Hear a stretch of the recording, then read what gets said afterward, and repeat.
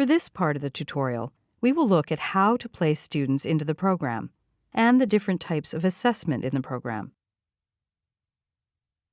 Before you begin using the Champion program, you need to know the proficiency level of each individual student, so students of the same proficiency can be grouped together for instruction.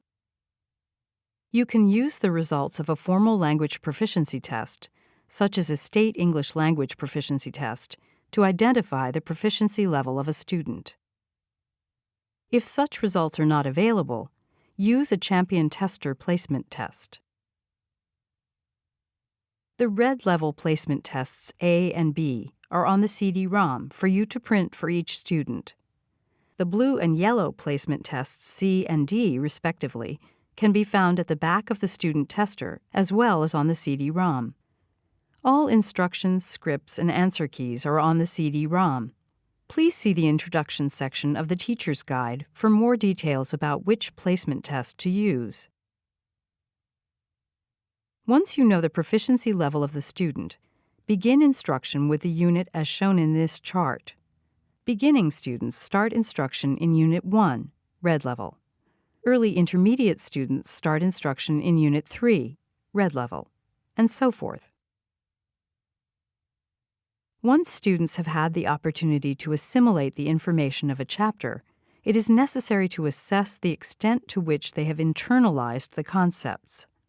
Assessment of this type, usually conducted at the end of a chapter, is referred to as Summative Assessment. When we looked at the end-of-chapter tests in Section 3, we saw that students take a test at the end of each chapter. This end-of-chapter test can be found in the Champion Tester. The teacher follows the instructions and reads the script from the Teacher's Guide. Answer keys are provided on the CD-ROM. Portfolio evaluations can also be used as a form of summative assessment. Throughout a chapter, students compile samples of their work as a body of evidence to demonstrate that language objectives have been met. Evaluate student portfolios using the Portfolio Evaluation form on the CD-ROM. You can reproduce this form for each student. Evaluation of students must be ongoing, from the beginning of each lesson until the end. This type of assessment, collecting data to form and adjust instruction before or during instruction, is referred to as formative assessment. Informal evaluations can take place in the form of teacher observations.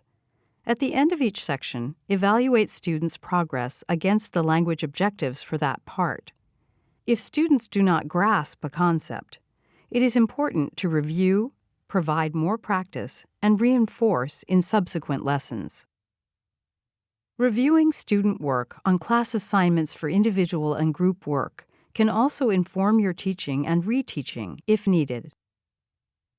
In the later proficiency levels, there are writing rubrics for use in assessing tasks such as paragraph writing, extended narratives, research reports, creative writing, responses to literature, and persuasive writing. Students can also use these rubrics to guide their own writing.